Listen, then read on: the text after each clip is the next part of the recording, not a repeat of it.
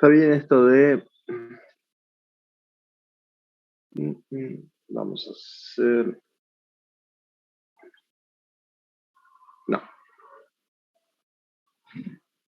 Esta es la butanona, ¿no? Esta es la primera cetona asimétrica que vemos en algún ejercicio, porque antes todas las cetonas que veíamos eran simétricas, ¿no? Es decir, que lo que tenía acá, como R, siempre era el mismo sustituyente, es decir, que químicamente eran equivalentes, estos dos hidrógenos alfa. Bueno, en este caso no. Si es asimétrica, tenemos dos tipos de hidrógenos alfa.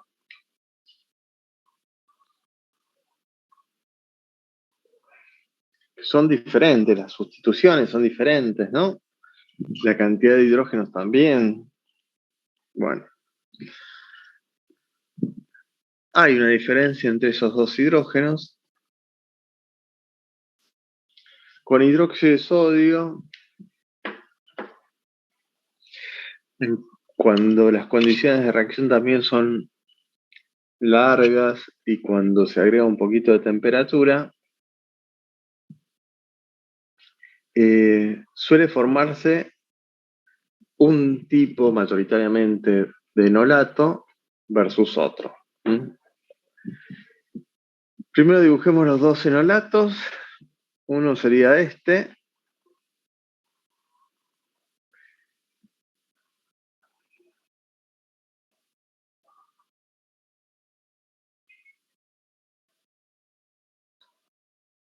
¿Sí? Los dos están estabilizados por resonancia, así que no vamos a ver diferencia en eso.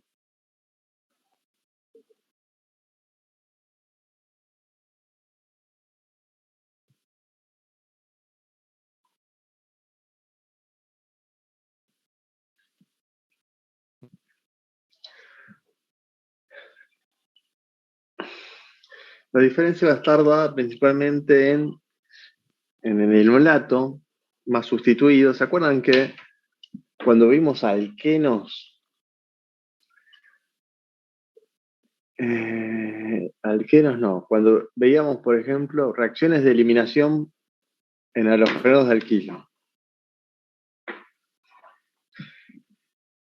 A ver. Bueno, no quiero borrar todo esto, pero hacemos una eliminación. Había dos alquenos posibles que se podían formar. O este o este.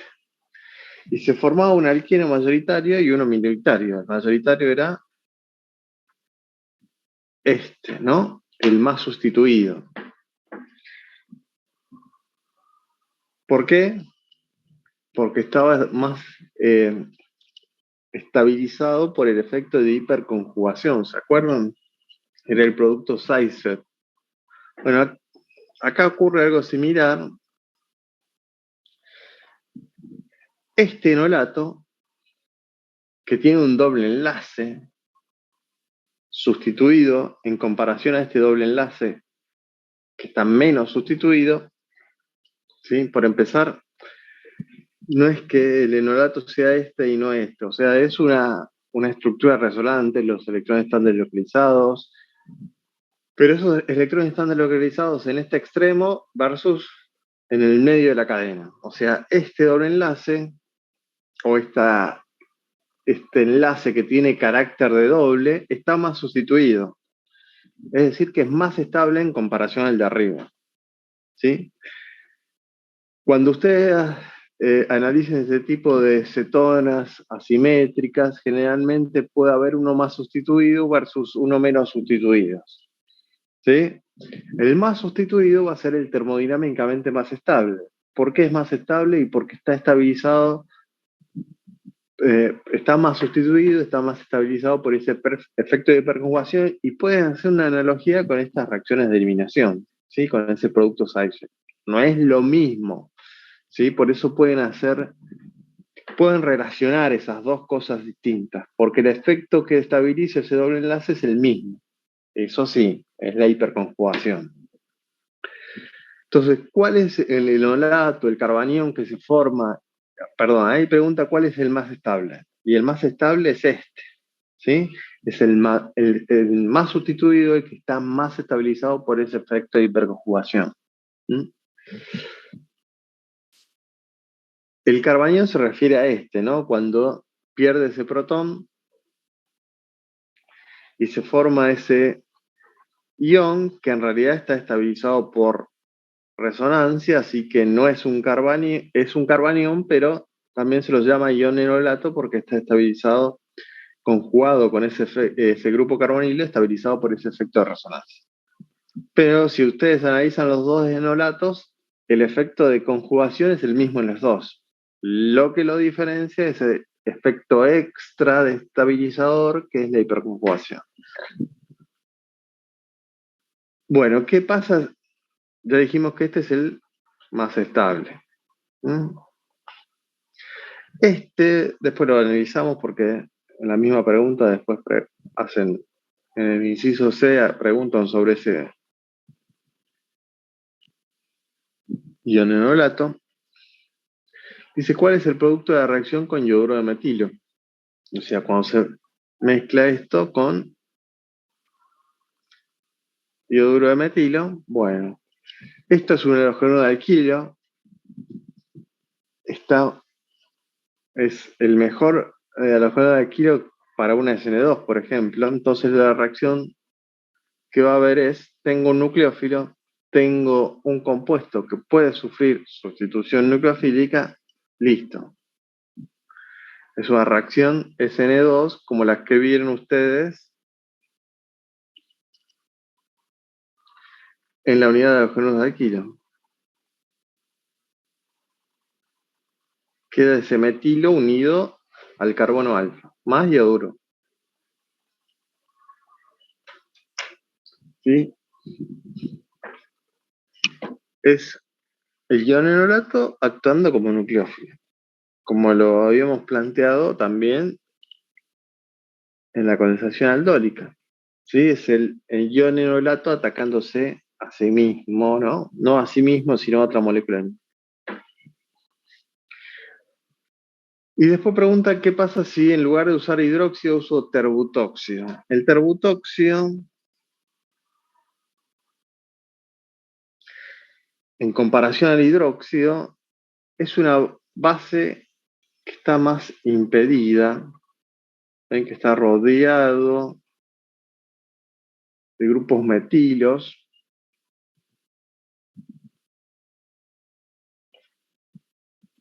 Entonces, este grupo, esta base, le va a costar abstraer estos hidrógenos, porque está rodeado es un carbono secundario en principio, versus un carbono que es primario. En esos choques que van a ocurrir al azar, en donde pueda haber una abstracción, esos choques van a ser menos efectivos acá porque se encuentra con nubes electrónicas alrededor, entonces lo más probable es que haya repulsión. Esos choques van a ser más efectivos acá, porque hay menos impedimento del tipo estérico, entonces es probable que se pueda acercar más sin que ocurra una repulsión.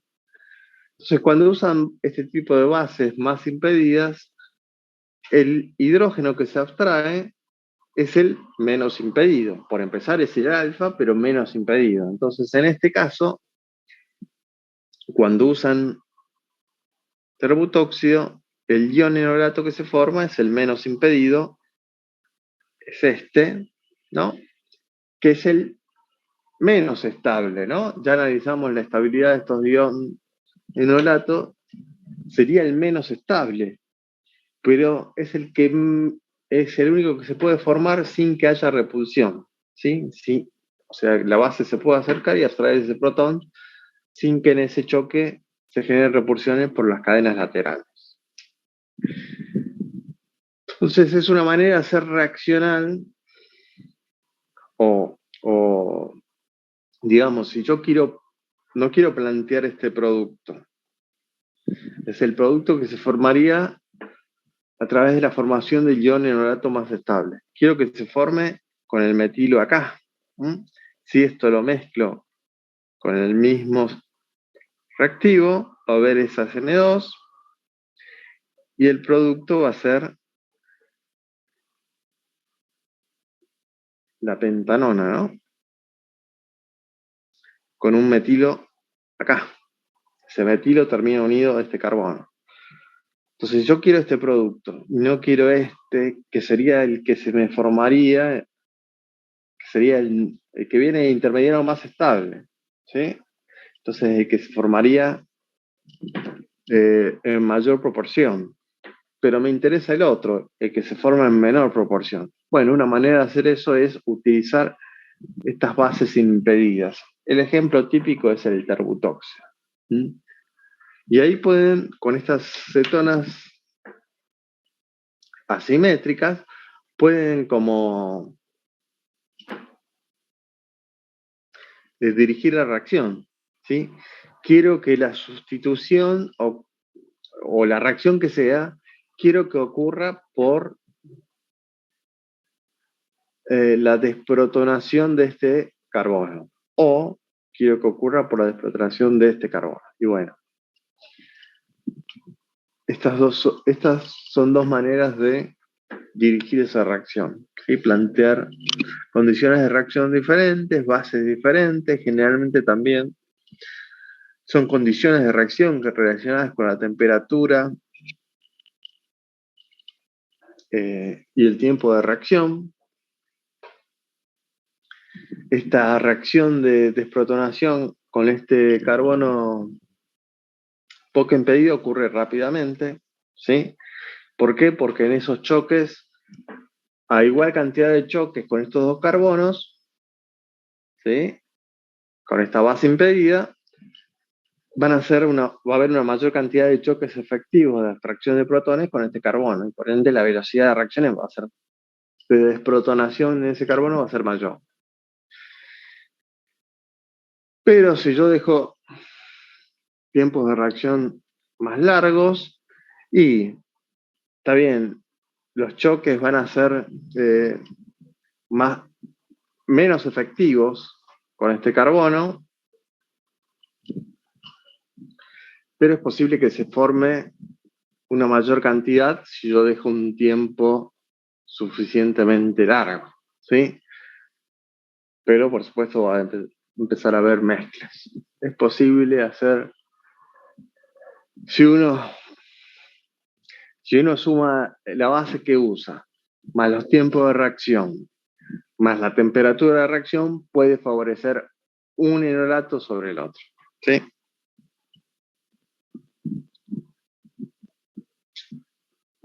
¿Qué es lo que tiene en la diapositiva en algún momento?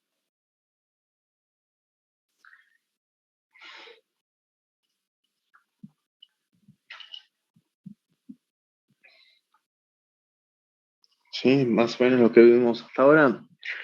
El enolato más estable es se lo llama enolato termodinámico, porque es el más estable. Versus el cinético, porque es el que se forma más rápidamente. Bueno, ¿cómo se favorece uno sobre el otro, uno o el otro para estas cetonas asimétricas? El termodinámico es el enolato más sustituido, más estabilizado por conjugación, son más estables termodinámicamente y se favorecen por un exceso de la acetona, altas temperaturas y tiempos de reacciones largos. Y el cinético, que es el menos sustituido y es el menos estable termodinámicamente, pero el que se forma más rápido, es cuando se favorece su forma, o la sustitución, o la adición nucleofílica, o la condensación aldólica, lo que sea, se favorece con tiempos de reacciones cortos y bajas temperaturas.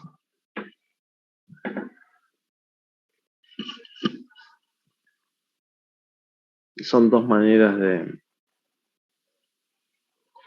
dirigir la reacción, ¿sí?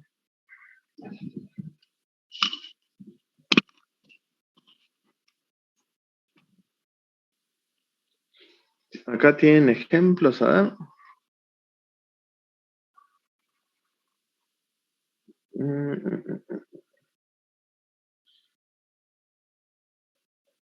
Mm, Acá tienen el ejemplo del, a ver, control cinético, control termodinámico.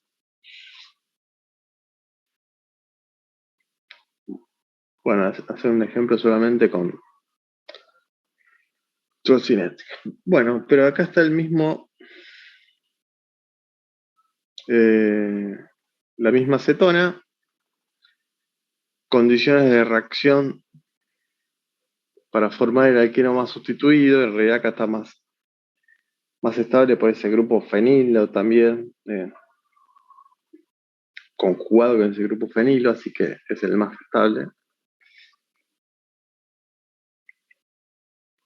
Y acá los más accesibles, menos impedidos son estos. Entonces, una manera de que se formen, ven que son bajas temperaturas, muy bajas temperaturas.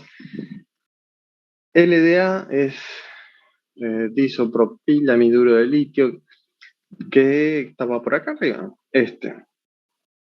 que ven que es una base muy fuerte, pero que tiene grupos voluminosos, así que es muy parecida al terbutoxia. ¿Mm? Me dan ese alqueno, el enolato menos sustituido, ven que acá la conversión es total, ¿sí? Y después hacen la reacción que sea. Acá, por ejemplo, de vuelta esto es una CN2, ¿no? Porque tienen el enol, el enolato sería este, ¿no? La sal de litio del enolato, y un halogeno de alquilo que puede sufrir sustitución nuclear.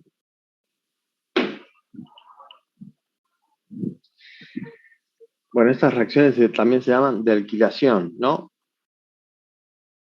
Se terminan uniendo a esos carbonos alfa grupos alquílicos. Bien,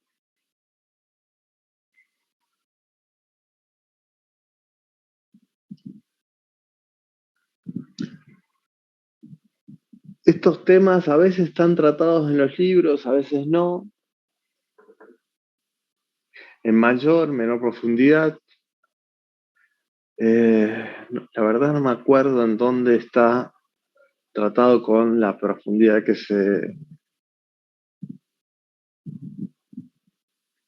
pide. Eh, Después, igual no tengo muchos libros yo, pero tengo el Morrison por ahí, el Wade, si lo encuentro, ese tema así tratado con esta. Generalmente lo que ocurre en estas unidades, en los libros, es que solamente se tratan estos ejercicios con cetonas simétricas. Entonces nunca se mencionan estas cetonas asimétricas. Claro, ven, el Wade tiene ese problema de que es muy general y no trata estos casos especiales. No sé si inclusive si está el caso de las cetonas asimétricas. Y bueno, hay que ponerse a buscar, desgraciadamente. Eh, si lo encuentro, se los paso el viernes que viene, para que lo lean, para que lo tengan ahí. No, capaz que no se acuerden o se van hoy de la clase, se olvidan todo esto y quieren repasarlo en el libro y no lo encuentran. Es un problema que suele suceder, desgraciadamente. Bueno, ¿alguna pregunta sobre esta unidad también? Si quieren hacer algún ejercicio, que haga algún ejercicio que les muestre cómo se resolvería antes de pasar a ácidos.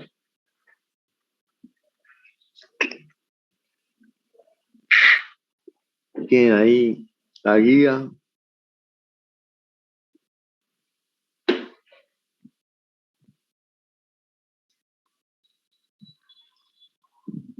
El 5, a ver cuál era.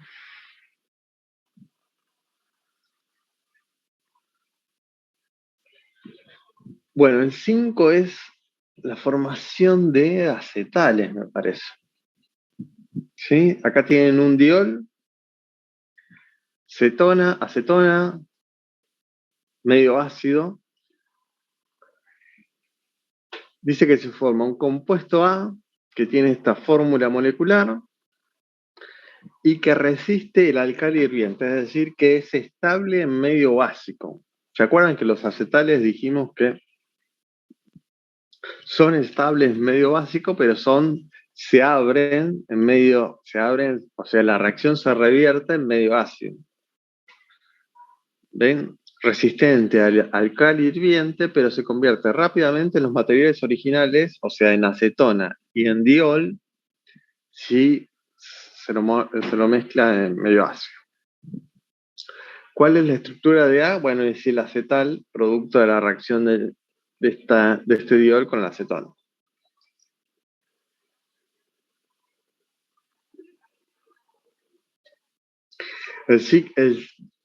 Ven que ahí hacen una diferencia con el 6-pentanodiol. Este sería el 6-pentanodiol con el trans.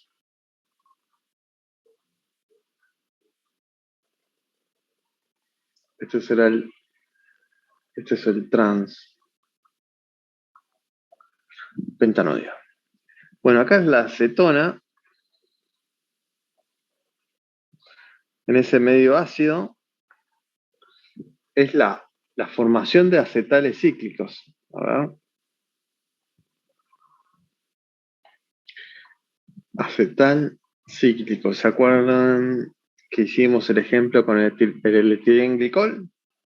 ¿Sí? Entonces lo que queda acá es el acetal. O sea, a este carbono van a terminar unidos estos dos oxígenos.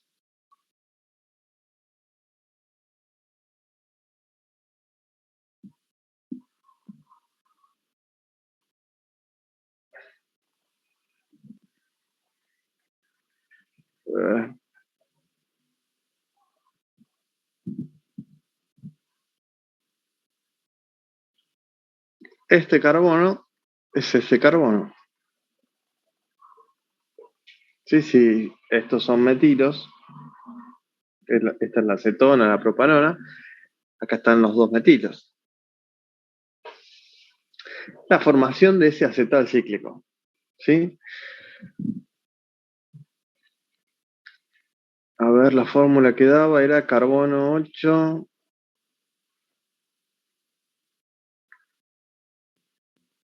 hidrógeno, bueno, oxígeno 2 e hidrógeno 14.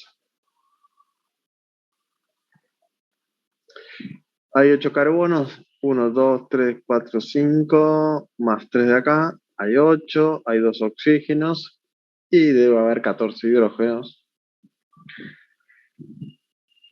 Veamos. 2, 4, 6. Acá hay 1, 7, 8, más 6, 14. ¿Sí? Es esto. ¿Y por qué no se formará acá? Acá dice que este es el cis, cuando se lo mezcla con el trans, en las mismas condiciones de reacción, no se forma ningún compuesto, ¿no? No se forma un compuesto análogo. O sea, no se forma el acetán. ¿Por qué creen que no se forma el acetán?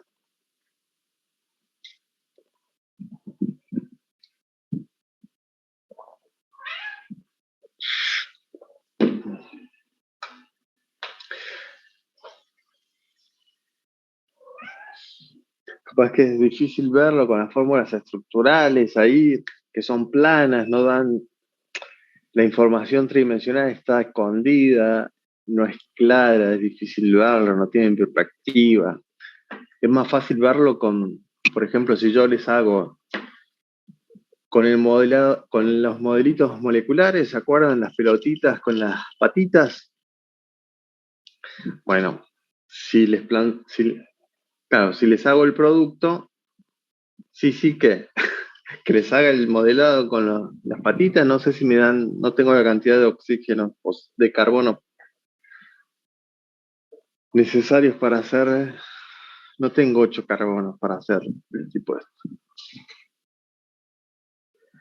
Con el TRAS no se llega, ven que un oxidrilo estaría de un lado y el otro oxidrilo estaría apuntando para el otro lado, ¿sí? Eh, hay posibilidad de que ese oxígeno que apunta para el otro lado se acerque o esté en la misma zona que ese, por ejemplo, este que está para atrás. Se puede,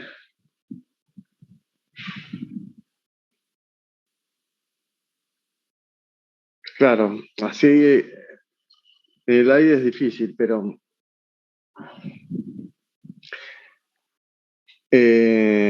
este hidroxilo no se va a acercar nunca ni a una posición cercana a donde está este, ¿sí? Ven que acá se forma un ciclo de 5. Bueno, en el trans, este oxígeno, este que está acá, no está acá, está para atrás. Entonces nunca llega a formarse el acetal completo. Se puede formar el hemiacetal, por ejemplo, que esté hasta la mitad, ¿sí? Porque los sustituyentes que necesito están más o menos cercanos.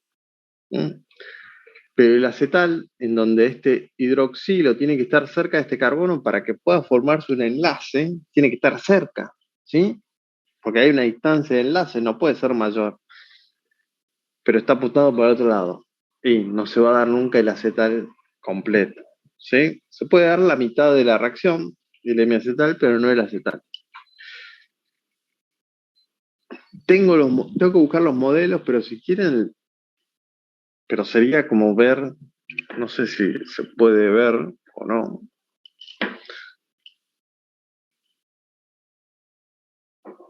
Sí.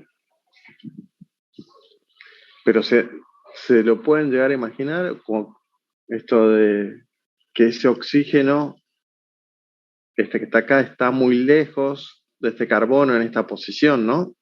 Porque toda esta parte, toda esta parte, con el trans sí se puede dar, pero toda esta no. No sé si saben, no sé si entienden a lo que quiero llegar.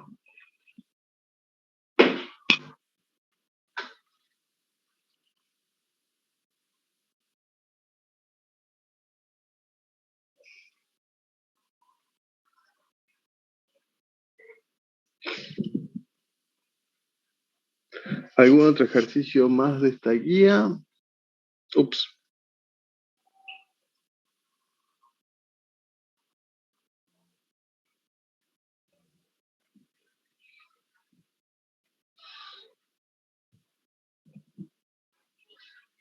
¿Pudieron hacer algunos desde la clase pasada hasta ahora?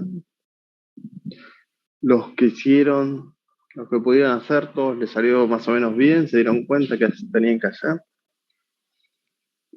Acuérdense que no solamente es hacer estos ejercicios, los mecanismos, o qué producto se forma, o de qué, todos estos ejercicios que veníamos haciendo, ¿no? Sino hay una parte teórica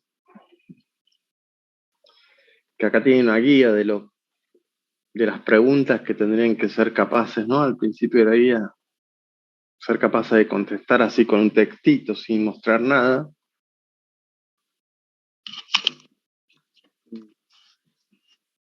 Creo que mientras se mantenga estas evaluaciones virtuales, como que siempre va a haber preguntas teóricas más que estas preguntas de, por ejemplo, esto más esto, ¿qué da? ¿Mm? Puede que haya una sola pregunta de ese tipo y después las demás sean preguntas. teóricas. Bueno.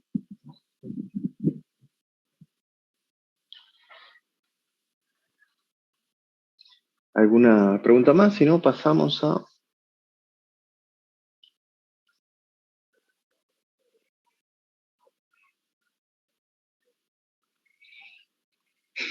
la parte de ácidos que me dijo Gerardo, que vieron hasta hidrólisis de ésteres, una cosa así. Sí, profe, hasta hidrólisis. Bien.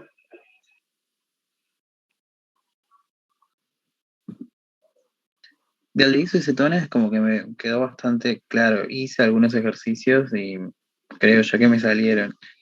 Sí me quedaron como el 12 o el 19 ahí como colgando.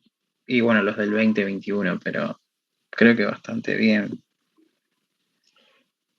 El 12, 20, 21, y sí, son como los integradores, porque, por ejemplo, esta reacción es de alcanos, estas reacciones de alcoholes, es como son,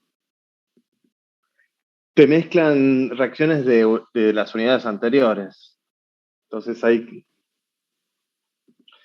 que, o si no hiciste esto que siempre les aconsejo, esto de hacerse tablitas, a veces es más fácil, si todavía no me los acuerdo para el parcial, bueno, en las tablitas estas empiezo a buscar qué pasaba si mezclo un alcohol con ácido sulfúrico en caliente. Y bueno, ¿m?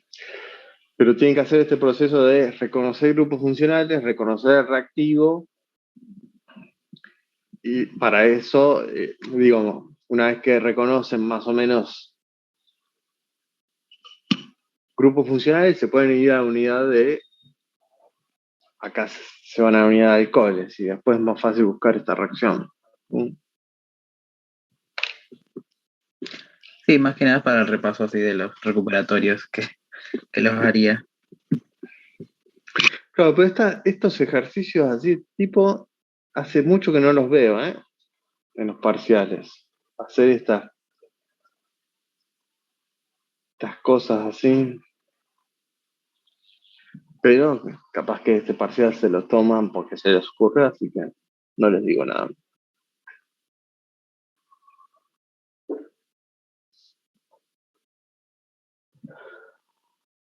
Bueno, acá tienen esto de la acidez nuevamente. Y hubo el cuatrimestre pasado, les tomaron este ejercicio así, hicieron copy-paste de esto en el parcial y creo que nadie lo respondió.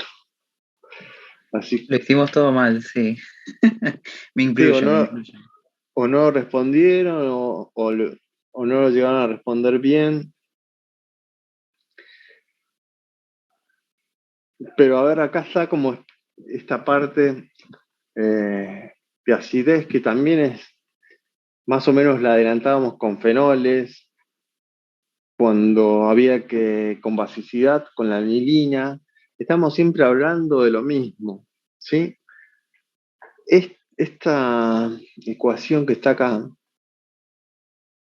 que la habrán visto, espero que la hayan visto en Química 2, bueno, que es la parte de termoquímica, ¿no? Que lo que hace es relacionar simplemente una constante de equilibrio, ¿sí? Acá como estamos hablando de acidez, podemos relacionar con la constante de acidez, ¿sí? Relaciones a una diferencia de energía libre de Gibbs con una constante de equilibrio, ¿sí? Si estamos hablando acá de acidez, es la constante de acidez.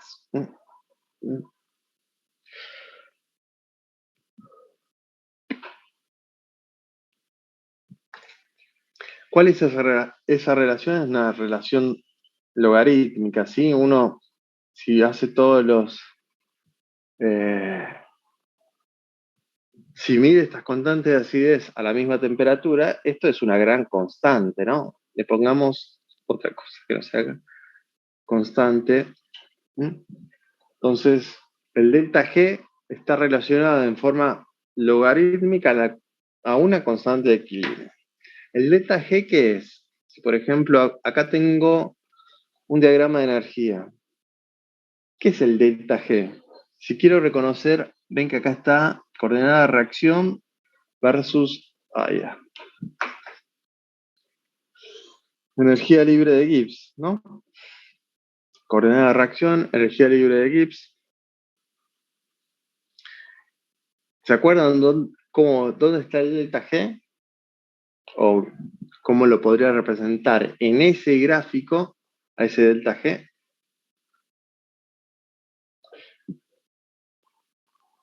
Así con palabras.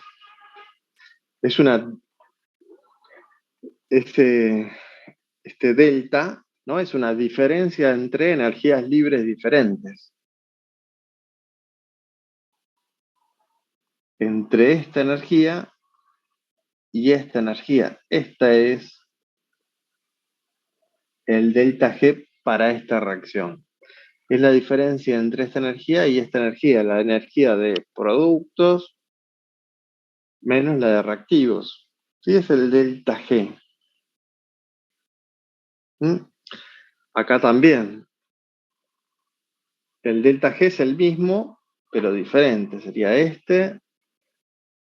La diferencia, ven que tengo un delta G. Las dos reacciones son endotérmicas. Los dos delta G son positivos. Pero acá es más positivo que acá, ¿no? Y acá me parece que menos todavía. Ese delta G es menor todavía. Están como ordenados. El delta G acá es mayor que acá y que acá. ¿Sí? Cada uno de esos delta G acá simbolizan reacciones ácido-base. La reacción ácido-base que simbolizan es la de un ácido carboxílico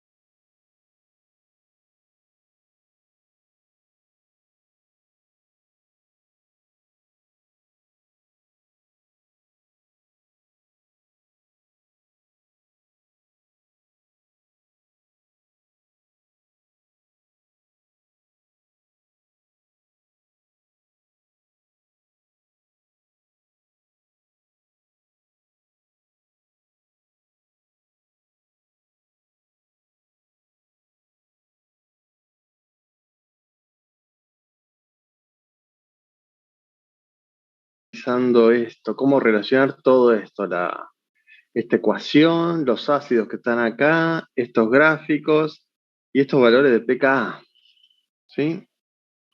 pKa, constante ácida, bueno.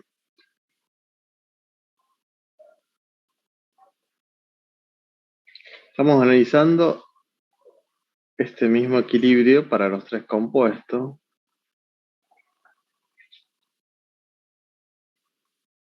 El equilibrio es lo mismo para los tres, ¿sí? Más allá del ácido y su fórmula estructural. Lo que va a ser diferente y es lo que podemos nosotros predecir, lo que vamos haciendo nosotros, esto de analizar una estructura y analizar, uno puede predecir a partir de la estructura que se forma algo más estable, menos estable, lo que sea. ¿Mm? En, en este valor de energía, ¿qué va a estar? El carboxilato, ¿no? Y en este valor de energía, que es el de reactivos, va a estar el ácido inicial. ¿Sí? Podemos analizar o hacer estas predicciones a partir de la estructura de los carboxilatos que se forman, si es más estable, es menos estable. ¿Sí? Si es más estable, ¿qué va a pasar con este valor de energía? Va a ser menor, ¿no? El valor de energía del carboxilato que se forma va a estar más cercano al ácido, ¿sí? Siempre van a ser reacciones endotérmicas. ¿Mm?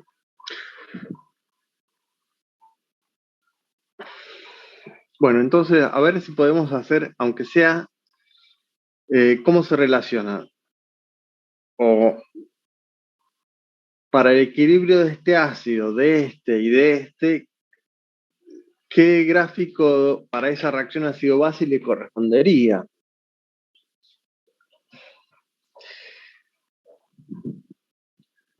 Para ir uniendo los puntos, ¿no? Que hay que unir y relacionar. ¿Mm?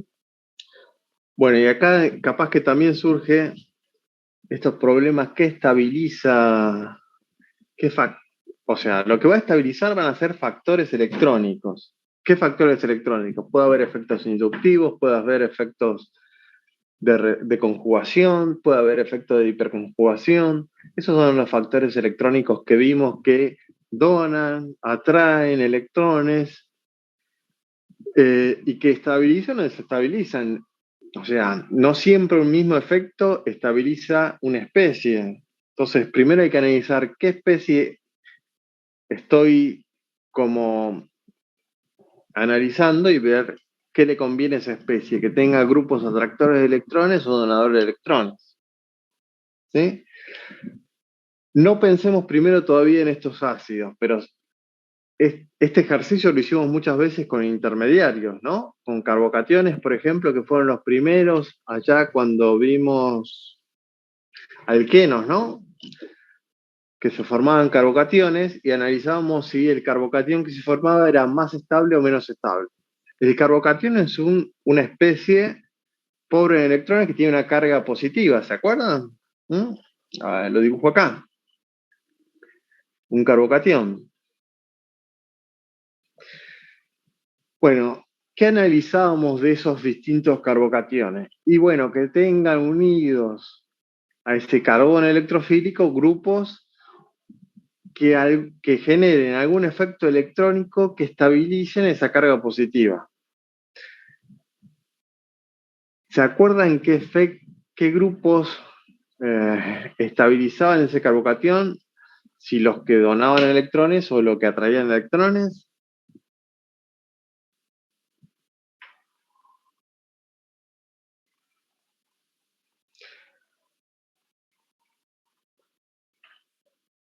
O sea, ¿qué le conviene? Grupos dadores, ¿sí? O sea, si comparábamos grupos diferentes, que acá haya un flúor o que ahí a ese carbono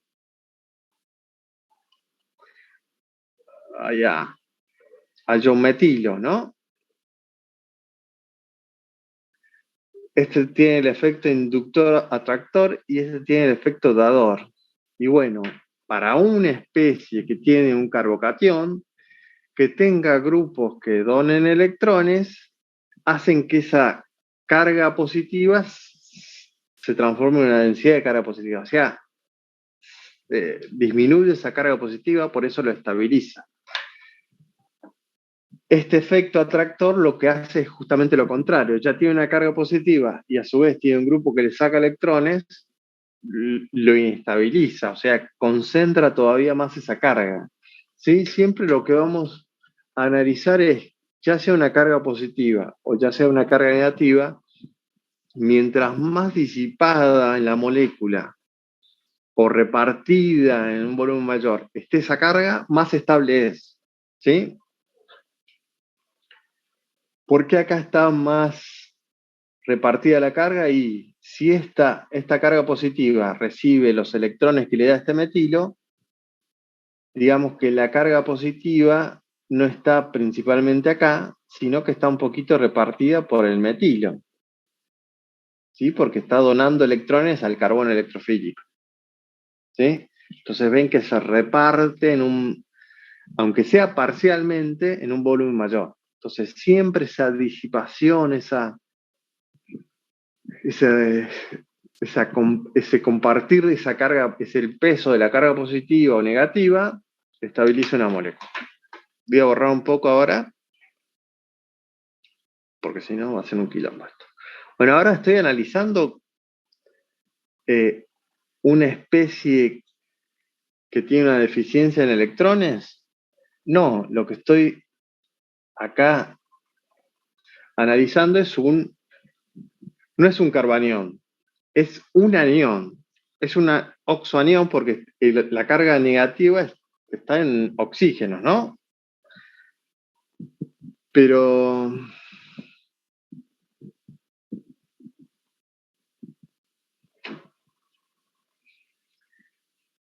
podemos usar estas mismas, o sea, es lo mismo, es analizar lo mismo, efectos electrónicos que hagan esa carga negativa o más negativa o menos negativa. Por empezar, el ion carboxilato que tiene resonancia, ¿no? Esta carga negativa está deslocalizada con este oxígeno.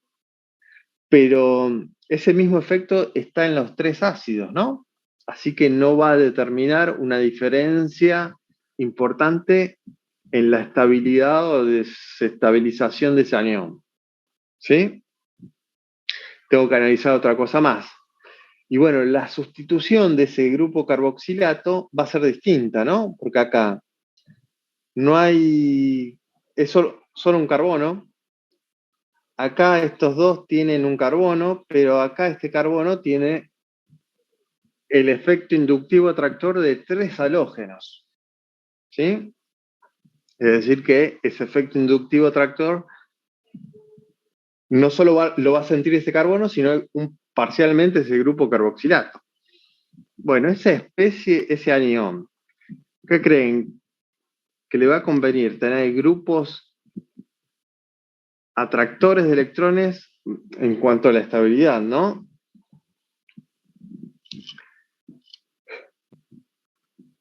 Un anión que tenga grupos atractores de electrones, ¿va a estabilizarlo o desestabilizarlo? Desestabilizarlo.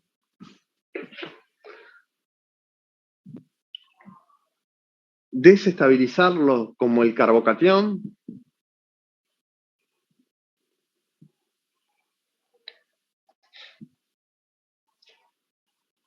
O sea, va a tener el mismo efecto que en la carga positiva, ¿no? Lo que está diciendo, o sea, esto. Acá lo hacía más inestable y acá también lo va a hacer más inestable. No, justamente no.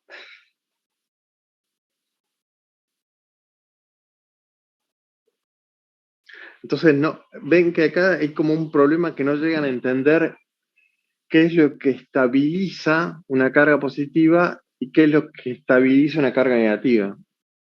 Porque estamos analizando cargas, acá una carga, un anión, y acá estoy analizando un catión. el mismo efecto no estabiliza un catión y un anión, a menos que sea, qué sé yo, resonancia. Pero acá estamos con efectos inductivos. Bueno, y acá este problema, bueno, los va a llevar a sacar conclusiones erróneas. ¿Mm?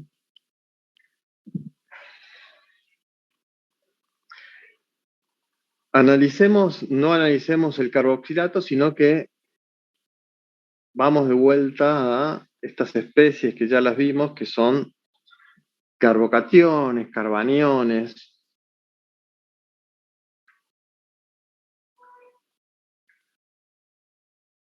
Acá un carbanión. Entonces, acá estoy analizando una especie cargada positivamente, un catión, y acá un anión. ¿Mm? Y le meto un flúor. Los otros dos sustituyentes no me importan. ¿Mm? El flúor va a generar el mismo efecto electrónico en las dos especies, que es atraer electrones.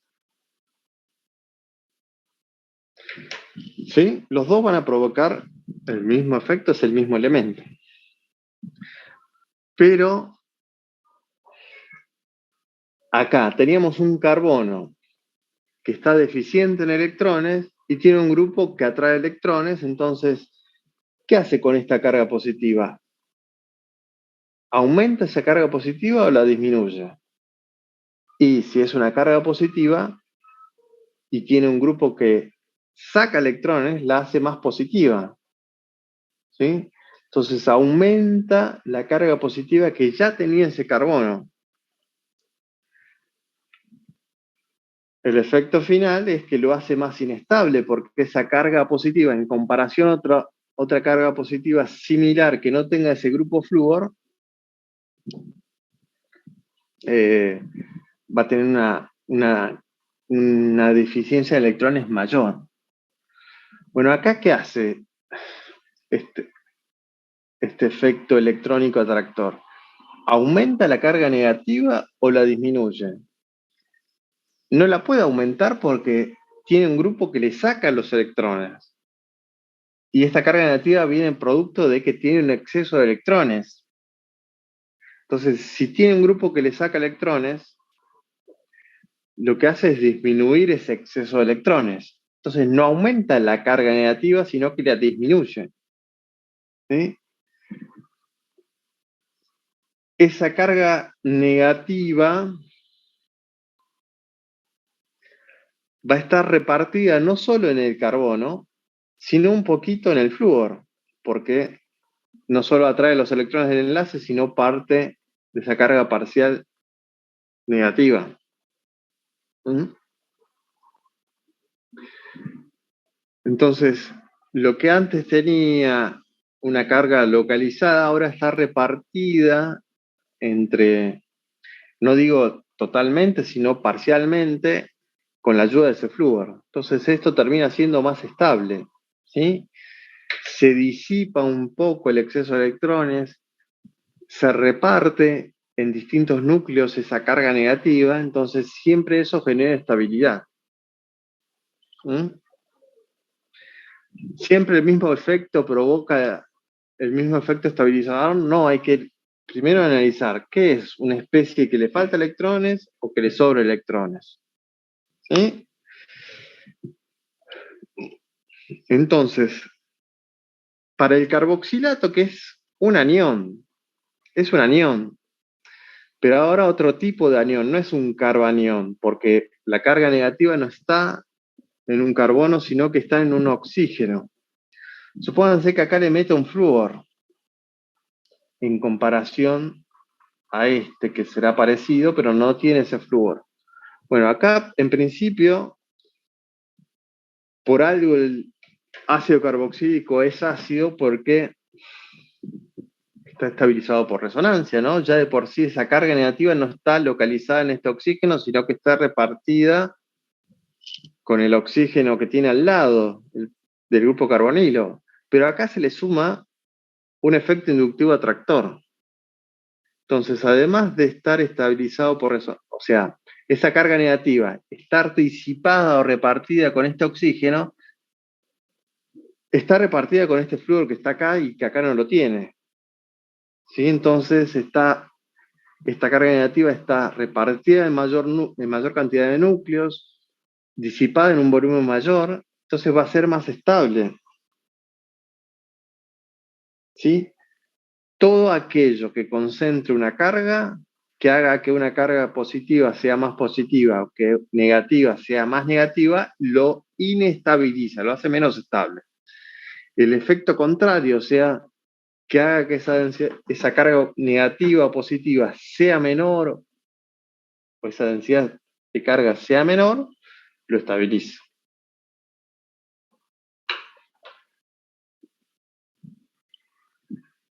Y ahora, ¿cómo lo ven? ¿Cómo lo ves vos, Julián? ¿Un poco más claro? ¿O todavía cuesta? Sí, un poco más claro, sí. O sea, comparado al cuatrimestre anterior, es como que vengo bastante mejor, pero ejercicio en el parcial fue un Bueno, sí, desastre. todavía ni siquiera empezamos porque estamos tratando de relacionar fórmulas estructurales en las reacciones ácido-base con estos gráficos que están acá. Entonces, encima acá hay un montón de flechas, vamos a borrar un poco de flechas.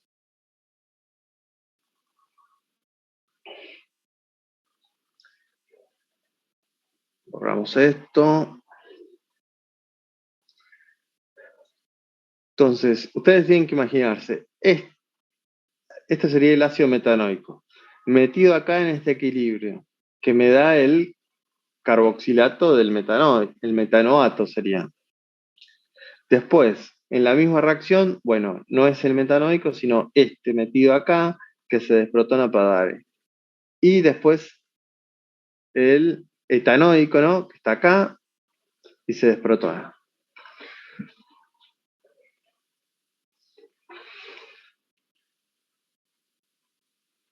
Acá el carboxilato va a ser este, ¿no? Que voy a tener acá. Acá va a ser parecido, pero no es el mismo. Va a ser este porque acá tengo un metilo, ¿no? Dos carbonos. Y acá voy a tener este parecido a este, pero en lugar de hidrógenos tengo flúor, 3. Y para poder relacionarlo con estos gráficos, tengo que ver, o lo que yo puedo hacer es, viendo la estructura, si tiene algo en la estructura, en alguna parte de la molécula, que haga esa densidad de carga negativa, o mayor para ese anión, o menor. Comparemos estos dos primeros que me parece que son los más parecidos estructuralmente, ¿no? Acá tengo hidrógenos y acá tengo flúor, ¿no? El flúor atrae electrones, entonces ¿se estabilizarán este anión o lo desestabilizarán?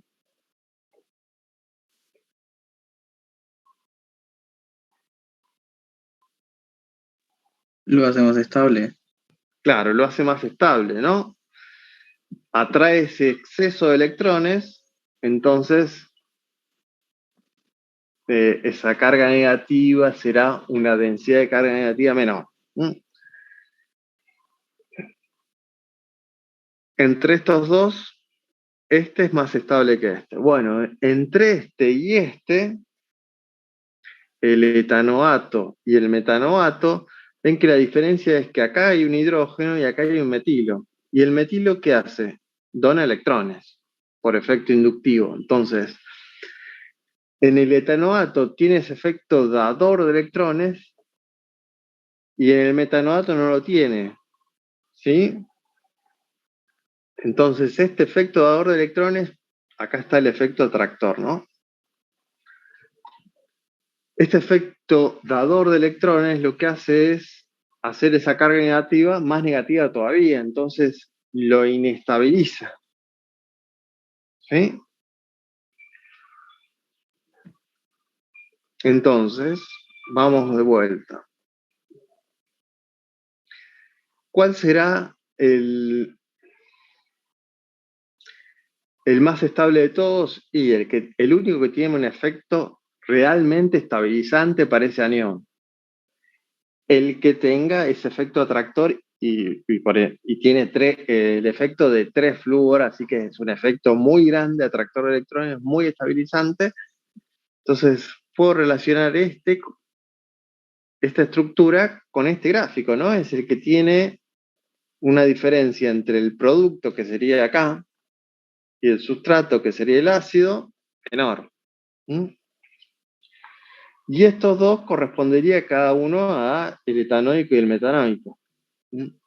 El metanoico dijimos que no tiene ese efecto desestabilizante del metilodador, que sí lo tiene el etanoico, entonces sería un poquito más estable que el etanoico. ¿Sí? Entonces, ya relacionamos analizando solamente la estructura la forma estructural y haciendo una predicción de la estabilidad de los aniones que se forman, qué gráfico le correspondería a cada uno. ¿Sí? Y ese gráfico me da un valor aunque sea relativo, ¿no? Porque estamos comparando siempre 3 diferentes, de delta G. O sea, para ¿cómo se llama esto? El trifluoroacético, el ácido trifluoroacético, este sería el ácido acético y este el metanoico, el fórmico. Para el trifluoroacético, este valor de delta G es el que tiene el menor valor de delta G. Y ese valor de delta G está relacionado matemáticamente con la constante de equilibrio. Esa relación logarítmica, si ustedes buscan cómo es un gráfico, si yo grafico delta G versus constante ácida y hago muchos valores de delta G o muchos valores de constante ácida para el delta G, lo que uno ve es, no sé si es exactamente así o si atraviesa el eje Y, una cosa así. ¿Sí? Ese es un gráfico típico de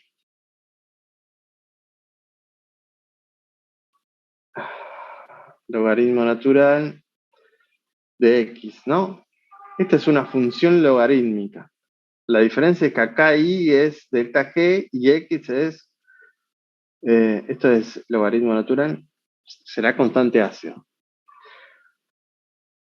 A menor delta G, ¿qué pasa con la constante ácida? Es mayor. ¿Sí? En esta relación matemática, si el delta G termina siendo menor, la constante ácida termina siendo mayor. ¿Mm? Entonces, para este valor de delta G, el menor posible, esta constante ácida será la mayor de las 3 que estamos analizando acá. ¿Mm? Le pongamos así. La constante ácida va a ser la más grande acá. Le seguirá de acuerdo a qué tan chiquito sea este valor. Acá es un poquito más grande que acá, entonces la constante ácida no será tan alta en comparación a esta, ¿sí? El delta G termina siendo menor, entonces nos vamos corriendo en esta curva para acá, ¿sí?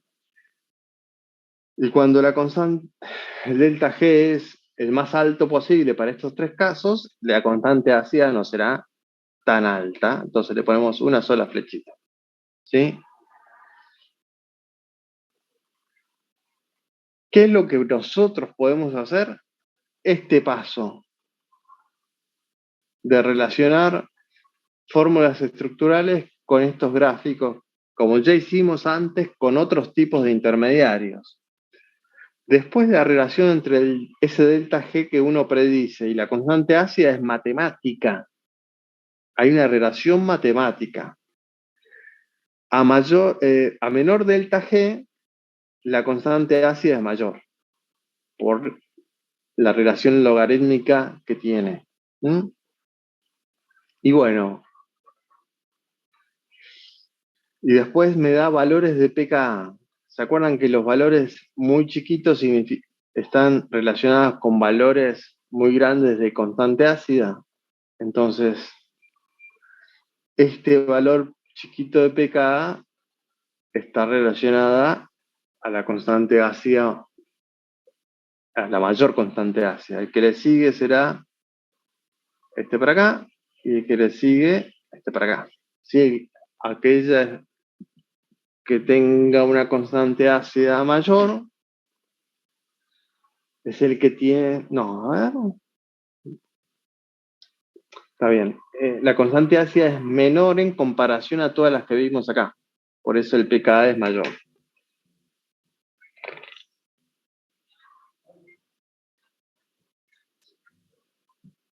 El valor de pKa era también logarítmico.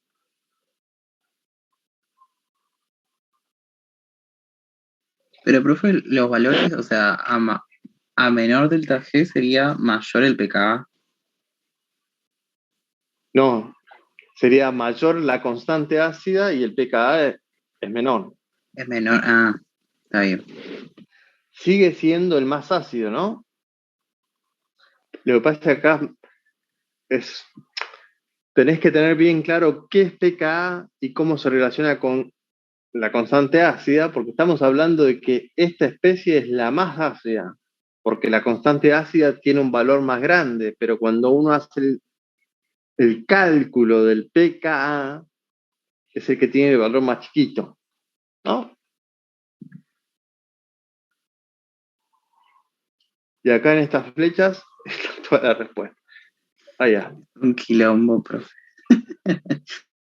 Bueno, pero no creo que del cuatrimestre pasado les tomen un ejercicio igual. Pueden capaz que le tomen un ejercicio parecido, pero está bien, son muchas cosas que hay que relacionar, pero se los van a pedir, ¿eh? Desgraciadamente, en realidad no desgraciadamente, porque se los piden a todos los alumnos de química orgánica de todas las universidades, que hagan este tipo de relación. ¿Mm? Pero a ver, entre esta y esta relación es matemática. Esta relación entre la constante ácida y el delta G también es matemática. Lo único que hicimos nosotros es la predicción del delta G y relacionarnos con las distintas fórmulas estructurales. Eso sí, lleva un ejercicio de analizar efectos electrónicos como lo hicimos recién. Después es recordar esta formulita y esta formulita que está acá.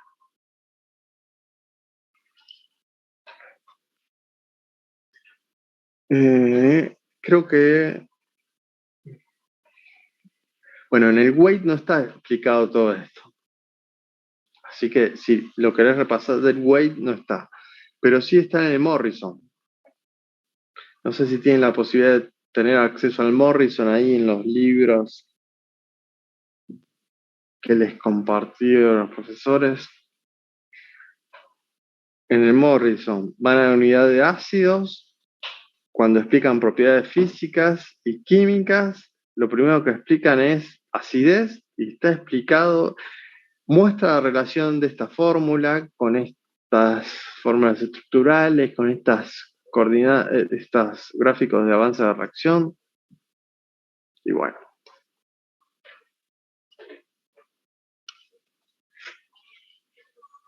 No les pregunto si entendieron, porque capaz que se marearon, pero bueno, no voy a empezar todo de vuelta. Tienen que como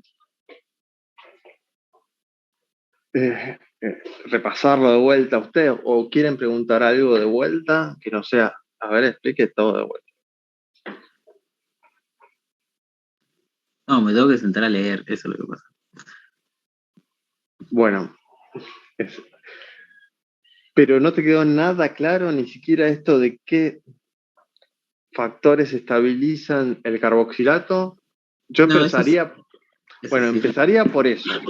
¿Sí? Si tenés claro eso, es más fácil relacionarlo con estos gráficos.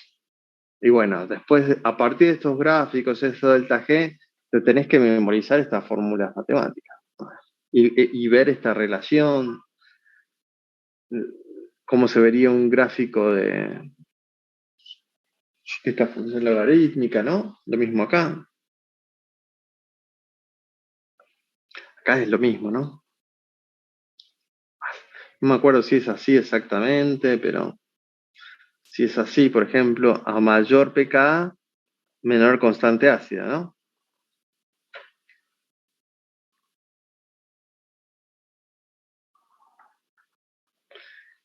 Y a menor pKa, mayor constante ácida.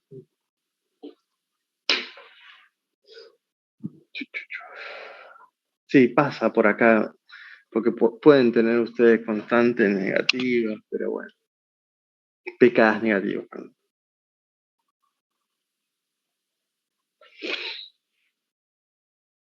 Yo ya estoy para dormir una siesta, ¿eh?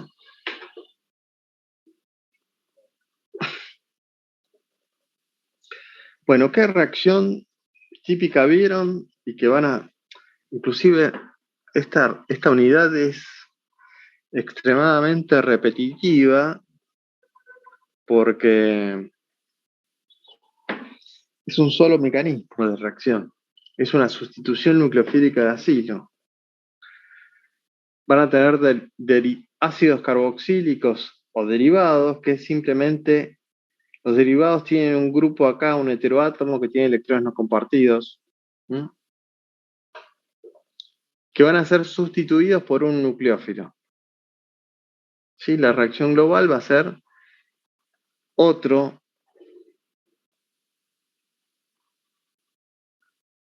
derivado o ácido carboxílico o su derivado, y el grupo S que tenía acá es reemplazado por ese nucleófilo. Es una sustitución nucleofílica de acilo.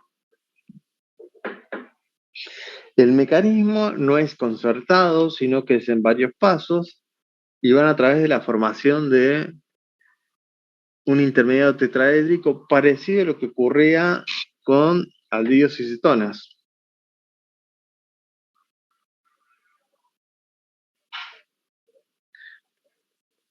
El primer paso va a ser el nucleófilo atacando ese carbono electrofílico y formando el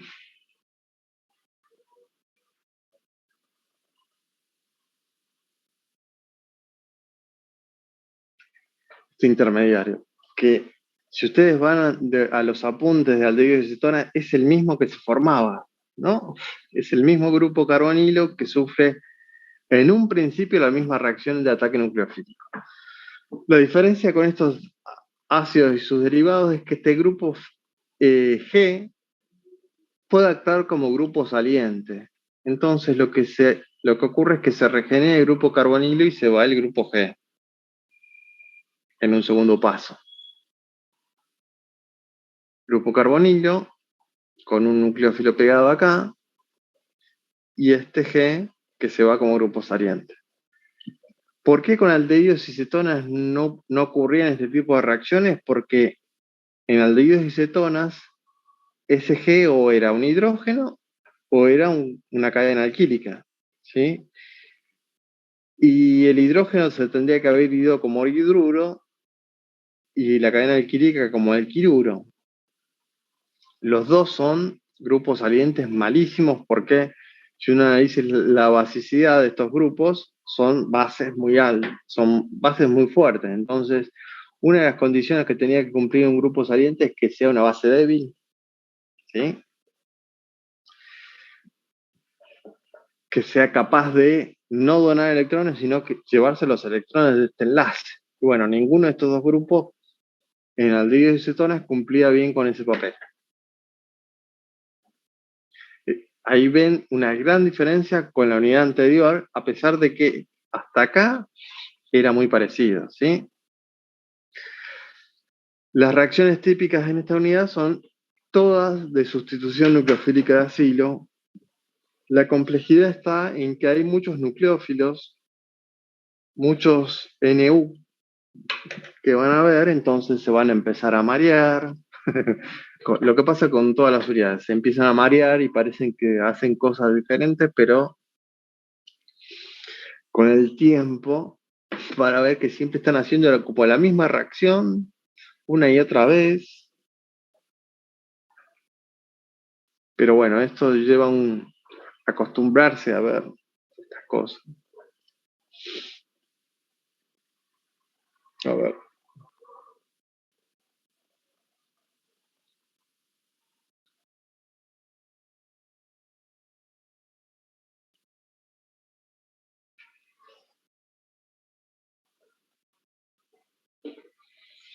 A ver cómo explican acidez acá.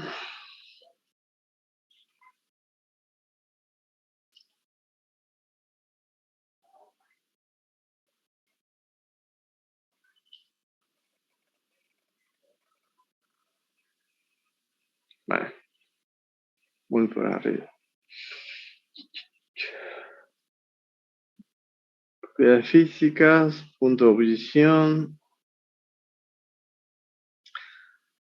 Esta es la reacción esta que les hice recién.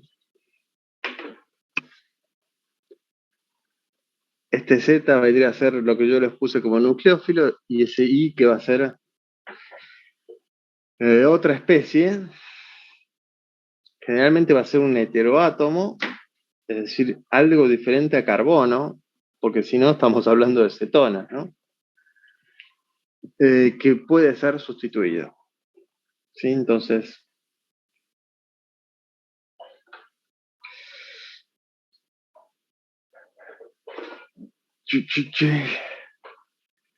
pueden tener acá coordenadas de reacción diferentes que van a depender de qué también cumpla el papel del grupo saliente este grupo I.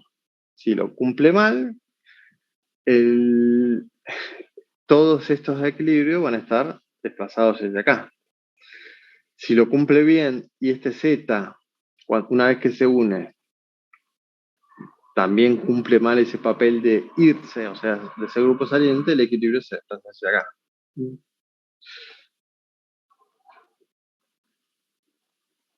Esto es muy parecido al de isocetonas, ¿no? Es el mismo orbital antienlazante que va a ser llenado de electrones. Bien. ¿Cuáles son estos derivados de ácidos?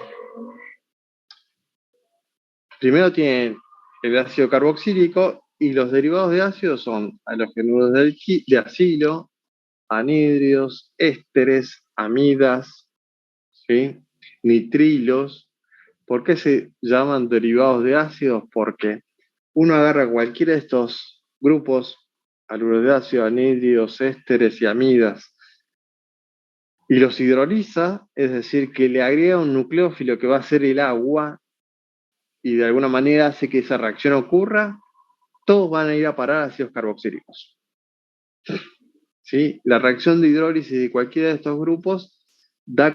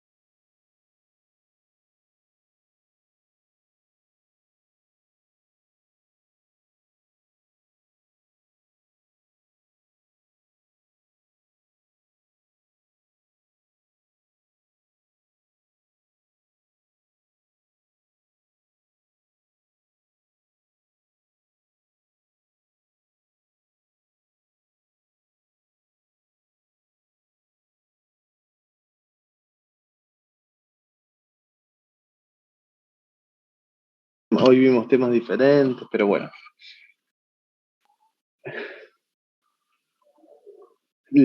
Acá lo que analiza en esta diapositiva es que estos ácidos y derivados no tienen la misma reactividad, o sea, reaccionan de la misma manera, pero algunos son, esa misma reacción la hace más rápido y otras más lenta, o sea, son más reactivos y otros son menos reactivos. ¿Mm? Los más reactivos son, acá está ordenado inclusive, los haluros de ácido le siguen en reactividad, los anhídridos son un poquito menos reactivos, pero también son reactivos. Los ésteres o ácidos, y por último, los menos reactivos de todos son las amidas. ¿Mm? Y acá lo relaciona simplemente con el grupo saliente. En los haluros de ácido, el grupo saliente son halógenos. ¿Sí? Ya vimos halógenos siendo sustituidos, ¿no? Cuando vimos halógenos de alquilo, halógenos que se iban como halogenuros, así que vimos este tipo de sustituciones parecidas, ¿no? Acá lo que se tiene que ir es todo este grupo en el anhídrido, que es un carboxilato. Esto, si se fijan, está resaltado con amarillo, son carboxilatos. En el éster, ¿qué es? Un alcóxido. Y acá es un hidróxido. El alcóxido, en algún momento, eh, tanto el hidróxido como el alcóxido son malos grupos salientes, ¿sí? Y acá en las amidas se tendrían que ir como amiduros. ¿Sí? Acá tienen los grupos salientes para cada derivado de ácido, ¿no? Los halogenuros de acilo, halogenuros. Anhídridos es un carboxilato. Éster es alcóxido, ácido carboxilo hidróxido y amida, amiduro.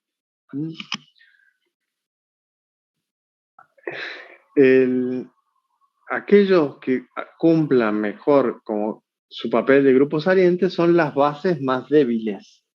Y esto está ordenado de acuerdo a la basicidad.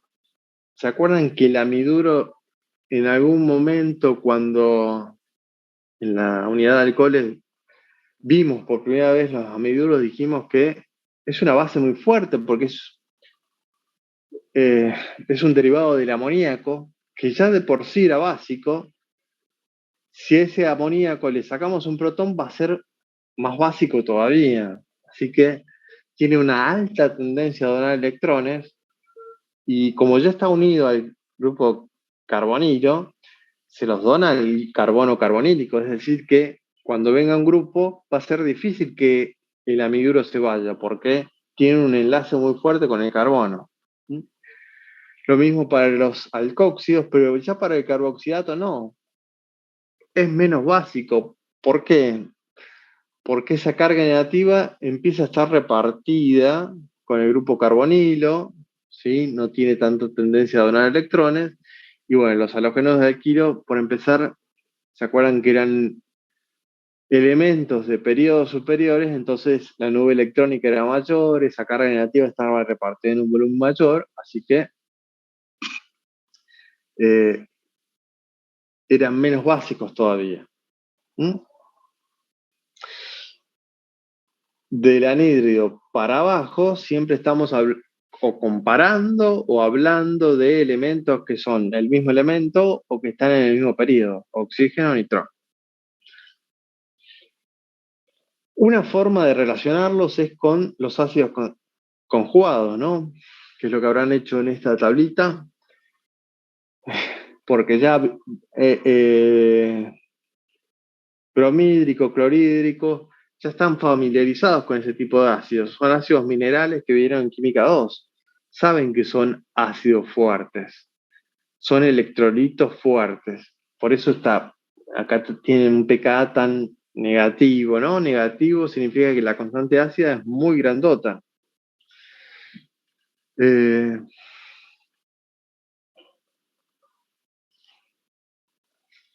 si el ácido es muy fuerte, cuando se desprotona, en ese equilibrio ácido-base, significa que estoy generando una base muy débil.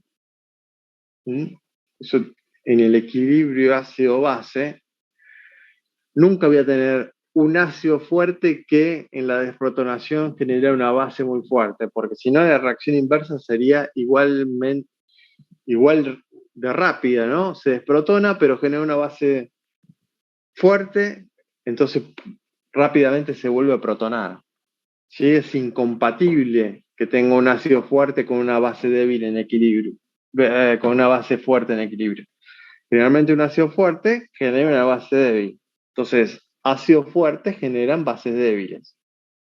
En acidez ven que acá el pK es negativo y acá empieza a ser positivo, pero sigue siendo bajo. Entonces, este es un ácido más débil que estos, entonces la base conjugada es un poquito más fuerte.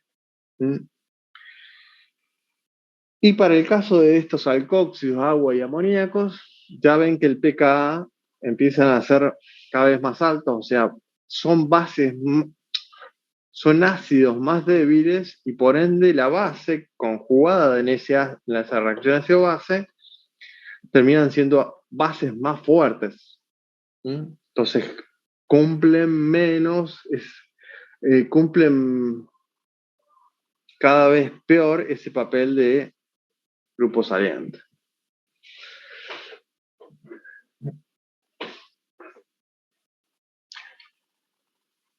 Ven que acá empieza a relacionar pKa con ácidos, con bases, con grupos salientes, para terminar explicando la reactividad de los derivados de ácido.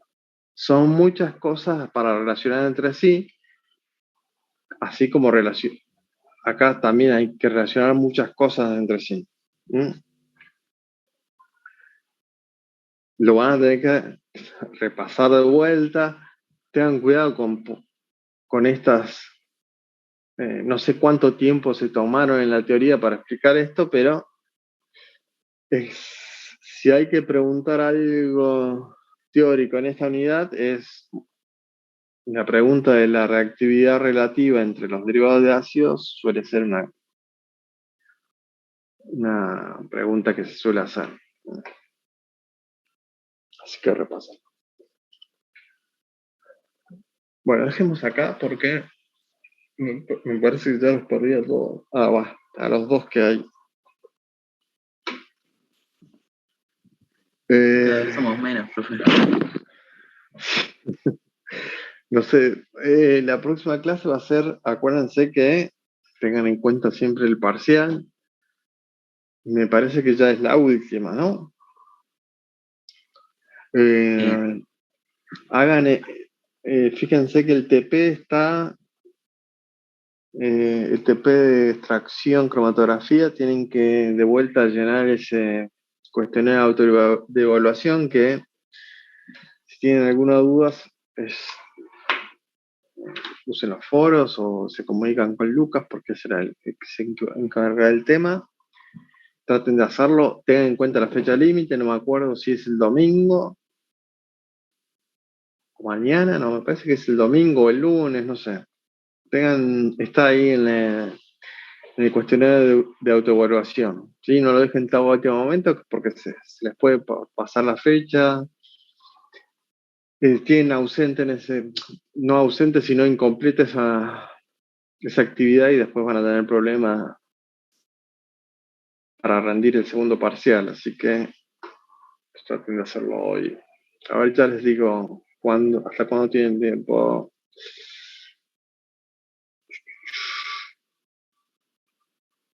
Cuestionario hasta el 24. 24 es miércoles, hasta las 11 de la noche.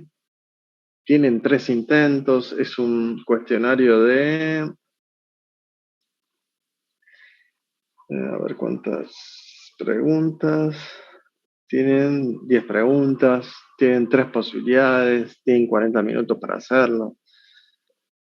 Traten de hacerlo antes del 24. Si no, se dejen. Bueno, nos vemos el próximo viernes, ¿les parece? profe.